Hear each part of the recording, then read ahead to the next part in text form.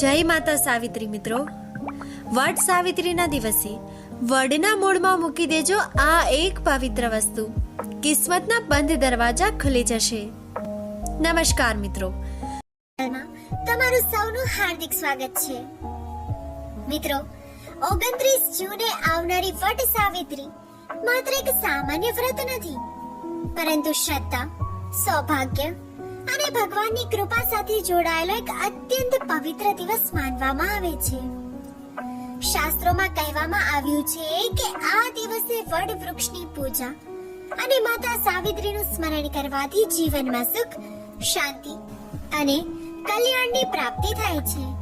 પરંતુ બહુ ઓછા લોકો જાણે છે કે વડ સાવિત્રીના દિવસે વડના મૂળ સાથે જોડાયેલો એક વિશેષ ઉપાય પણ જણાવવામાં આવ્યો છે, જેને શ્રદ્ધાપૂર્વક કરવાથી જીવનમાં અટકેલા કાર્યોમાં ગતિ આવે છે અને ભગવાનની કૃપા પ્રાપ્ત થાય છે. મિત્રો, આખરે વડના મૂળમાં એવી કઈ વસ્તુ અર્પણ કરવામાં આવે છે કે જેને શુભતા અને સમૃદ્ધિ સાથે જોડવામાં આવે છે? શું કારણ છે કે હજારો વર્ષોથી ભક્તો વડ સાવિત્રીના દિવસે વડ વૃક્ષની પૂજા કરતા આવ્યા છે? અને માતા સાવિત્રીની એવી કઈ અદ્ભુત કથા છે જેના કારણે આજ સુધી આ વ્રત કરોડો લોકોની આસ્થાનું કેન્દ્ર બન્યું છે? તો મિત્રો, આજના વિડીયોમાં આપણે તમામ રહસ્યો વિશે જાણીશું અને અંતમાં તે વિશેષ ઉપાય વિશે પણ જાણીશું, જેને ઘણા ભક્તો વડ સાવિત્રીના દિવસે અવશ્ય કરતા હોય છે. મિત્રો, જો તમે ઈચ્છતા હો કે માતા સાવિત્રી અને ભગવાન વિષ્ણુની કૃપા તમારા અને તમારા પરિવાર પર સદા બની રહે, તો મિત્રો વિડીયોને લાઈક જરૂર કરજો અને અમારી આ ચેનલ વાસ્તુ સભાને સબસ્ક્રાઇબ કરજો અને કોમેન્ટમાં સાચા દિલથી જય માતા સાવિત્રી જરૂરથી લખજો. મિત્રો, વડ સાવિત્રી વર્ષમાં માત્ર એક જ વાર આવે છે, પરંતુ તેનું મહત્વ આખા વર્ષ દરમિયાન યાદ રાખવામાં આવે છે. આ દિવસ ખાસ કરીને અખંડ સૌભાગ્ય, પરિવારના સુખ અને ભગવાન પ્રત્યેની અડગ શ્રદ્ધાનું પ્રતીક માનવામાં આવે છે. મહિલાઓ આ દિવસે માતા સાવિત્રીનું સ્મરણ કરીને પોતાના પરિવારના કલ્યાણ માટે પ્રાર્થના કરે છે. જ્યારે ઘણા ભક્તો વડ વૃક્ષની પૂજા કરીને ભગવાનની કૃપા મેળવવાનો પ્રયત્ન કરે છે, વડ વૃક્ષને ભારતીય સંસ્કૃતિમાં માત્ર એક વૃક્ષ નહીં, પરંતુ દીર્ઘ આયુષ્ય, સ્થિરતા અને પવિત્રતાનું પ્રતીક માનવામાં આવ્યું છે. મિત્રો, વર્ષો પહેલા બનેલી માતા સાવિત્રી અને સત્યવાનની અદ્ભુત કથાએ આ દિવસને વિશેષ મહત્વ આપ્યું. આ કથા માત્ર એક પતિ પત્નીની નથી, પરંતુ અડગ વિશ્વાસ, ભક્તિ અને સંકલ્પની પણ કથા છે. મિત્રો, કહેવાય છે કે જ્યાં શ્રદ્ધા અને સત્ય હોય ત્યાં ભગવાનની કૃપા અવશ્ય પ્રાપ્ત થાય છે. કદાચ એ જ કારણ છે કે આજે પણ લાખો ભક્તો વડ સાવિત્રીના દિવસે વડ વૃક્ષ પાસે જઈને પ્રાર્થના કરે છે અને પોતાના જીવનમાં સુખ અને સમૃદ્ધિની કામના કરે છે. મિત્રો, વડ સાવિત્રીના દિવસે વહેલી સવારે ઉઠીને સ્નાન કરીને સ્વચ્છ વસ્ત્રો ધારણ કરવાનું વિશેષ મહત્વ જણાવવામાં આવ્યું છે. ત્યારબાદ ભગવાનનું સ્મરણ કરી વડ વૃક્ષની પૂજા કરવામાં આવે છે. ઘણા ભક્તો વડ વૃક્ષને જળ અર્પણ કરે છે, ઘીનો દીવો પ્રગટાવે છે અને માતા સાવિત્રી તથા ભગવાન વિષ્ણુનું ધ્યાન કરે છે. કારણ કે મિત્રો, વડ સાવિત્રી માત્ર એક વ્રત નથી, પરંતુ શ્રદ્ધા, ભક્તિ અને અડગ વિશ્વાસનો મહાપર્વ માનવામાં આવ્યો છે. એવું માનવામાં આવે છે કે જ્યારે ભક્તિ સાથે પ્રાર્થના કરવામાં આવે ત્યારે મનમાં રહેલી નકારાત્મકતા દૂર થાય છે અને જીવનમાં એક નવી સકારાત્મક ઉર્જાનો અનુભવ થવા લાગે છે. મિત્રો, આ દિવસનું મહત્વ માતા સાવિત્રીની અદ્ભુત કથાના કારણે વધુ વધી જાય છે. માતા સાવિત્રી પોતાના પતિ સત્યવાન પ્રત્યે એટલા અડગ અને નિષ્ઠાવાન હતા કે જ્યારે યમરાજ તેમના પતિના પ્રાણ લેવા માટે આવ્યા ત્યારે પણ તેમણે હિંમત ગુમાવી ન હતી. પોતાના ધર્મ, બુદ્ધિ અને અતૂટ વિશ્વાસ બળે તેમણે યમરાજને પ્રસન્ન કર્યા અને અંતે સત્યવાનને જીવનદાન પ્રાપ્ત થયું.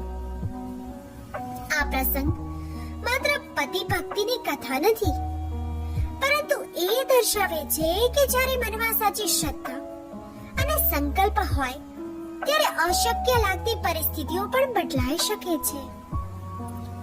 કદાચ એ જ કારણ છે કે આજે પણ લાખો મહિલાઓ માતા સાવિત્રીને પોતાના આદર્શ તરીકે માને છે અને વટ સાવિત્રીના દિવસે તેમની વિશેષ પૂજા કરે છે. પરંતુ મિત્રો, આ દિવસે ભગવાન પાસે માત્ર ધન અથવા સંપત્તિ જ માંગવી જોઈએ એવું નથી.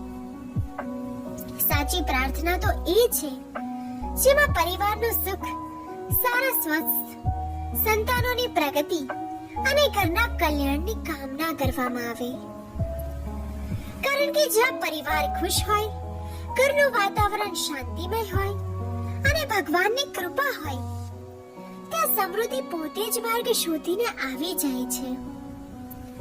તેથી વટ સાવિત્રીના દિવસે માતા સાવિત્રી અને ભગવાન વિષ્ણુના ચરણોમાં પ્રાર્થના કરતા માત્ર ભૌતિક સુખ નહીં, પરંતુ જીવનમાં સદબુદ્ધિ, સુખ, શાંતિ અને ભગવાનની અખંડ કૃપા માંગવી જોઈએ.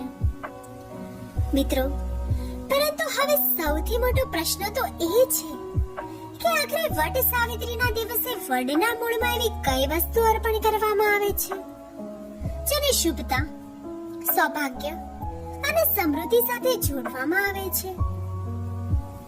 તો મિત્રો, ચાલો હવે જાણીએ આજના વિડિયોનો સૌથી મહત્વપૂર્ણ અને રસપ્રદ ભાગ. વડ સાવિત્રીના દિવસે વડ વૃક્ષની પૂજા તો લાખો લોકો કરે છે, પરંતુ મિત્રો, બહુ ઓછા લોકો જાણે છે કે વડના મૂળનું પણ પોતાનું એક વિશેષ મહત્વ માનવામાં આવે છે. શાસ્ત્રોમાં વૃક્ષના મૂળને તેની શક્તિ અને સ્થિરતાનું કેન્દ્ર માનવામાં આવ્યું છે. જે રીતે કોઈ પણ વૃક્ષ પોતાની શક્તિ મૂળમાંથી મેળવે છે, તે જ રીતે જીવનમાં પણ મજબૂત પાયો ખૂબ જરૂરી માનવામાં આવ્યો છે. મિત્રો, કદાચ એ જ કારણ છે કે વટ સાવિત્રીના દિવસે કરવામાં આવતી કેટલીક વિશેષ ધાર્મિક વિધિઓમાં વડના મૂળનું સ્થાન મહત્વપૂર્ણ ગણવામાં આવ્યું છે. વર્ષો પહેલાથી ભક્તો વડ વૃક્ષની પરિક્રમા કરે છે, જળ અર્પણ કરે છે અને પોતાની મનોકામનાઓ ભગવાન સમક્ષ વ્યક્ત કરે છે. પરંતુ આ તમામ વિધિઓ વચ્ચે એક એવી નાની પરંતુ વિશેષ પરંપરા પણ છે જેના વિશે ઘણા લોકોને જાણકારી નથી. મિત્રો, ઘણી વાર લોકો પૂછતા હોય છે કે આખરે વડના મૂળ પાસે જ અર્પણ કેમ કરવામાં આવે છે? વૃક્ષની ડાળીઓ, પાંદડાઓ અથવા તો થડની જગ્યાએ મૂળનું જ મહત્વ કેમ જણાવવામાં આવ્યું છે? તેનું કારણ એ માનવામાં આવે છે કે મૂળ સમગ્ર વૃક્ષનો આધાર હોય છે. જ્યાં મૂળ મજબૂત હોય ત્યાં વૃક્ષ વર્ષો સુધી અડગ રહે છે. મિત્રો, આથી જ વટ સાવિત્રીના દિવસે પરિવારની સ્થિરતા, સુખ અને કલ્યાણ માટે કેટલીક વસ્તુઓ વડના મૂળ પાસે પણ અર્પણ કરવાની પરંપરા આવી છે. સાથે સાથે આ દિવસ માતા સાવિત્રીની અડગ શ્રદ્ધા અને સંકલ્પનું પણ પ્રતીક છે. તેથી જે પણ કાર્ય કરવામાં આવે તે સંપૂર્ણ ભક્તિ અને શ્રદ્ધા સાથે કરવામાં આવે છે. પરંતુ મિત્રો, હવે પ્રશ્ન તો એ થાય છે કે આખરે એવી કઈ વસ્તુ છે જેને આ દિવસે વડના મૂળ પાસે અર્પણ કરવામાં આવે છે? એવી કઈ વસ્તુ છે જેને માતા સાવિત્રીની કૃપા અને શુભતાના પ્રતીક તરીકે જોવામાં આવે છે? અને શા માટે ઘણા ભક્તો આ ઉપાયની આખું વર્ષ રાહ જોઈ રહ્યા હોય છે?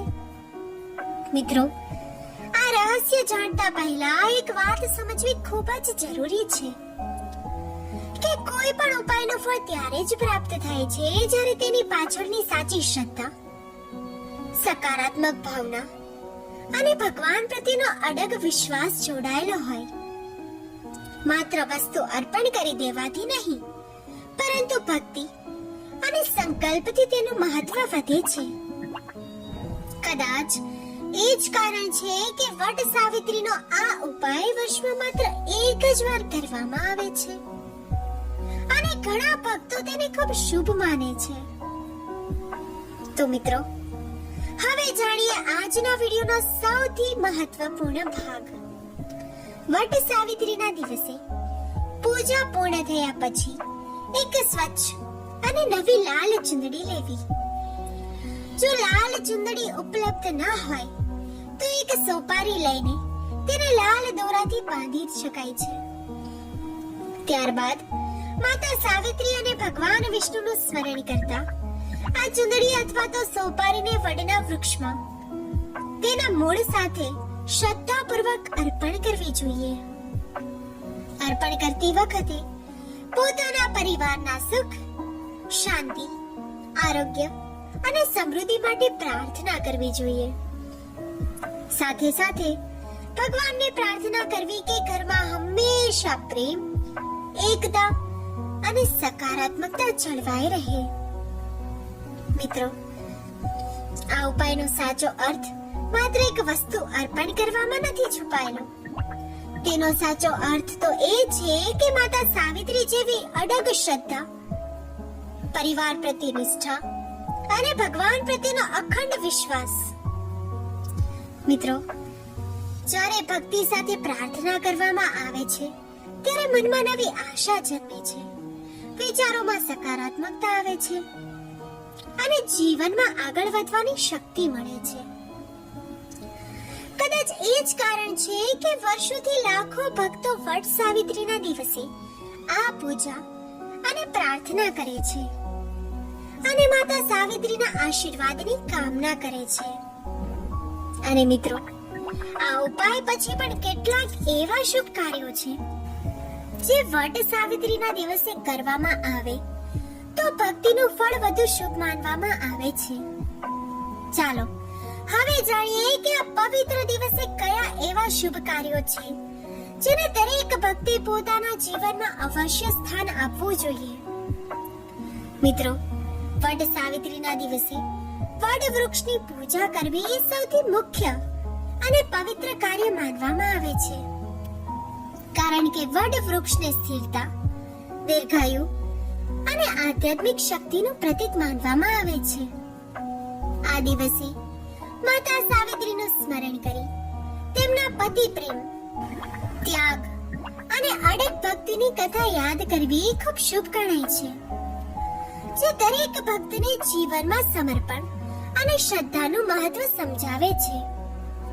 સાથે જ ભગવાન વિષ્ણુના પવિત્ર નામનો જાપ કરવાથી મનમાં શાંતિ આવે છે અને આત્માને એક અલગ જ પ્રકારની શાંતિ અનુભવાય છે.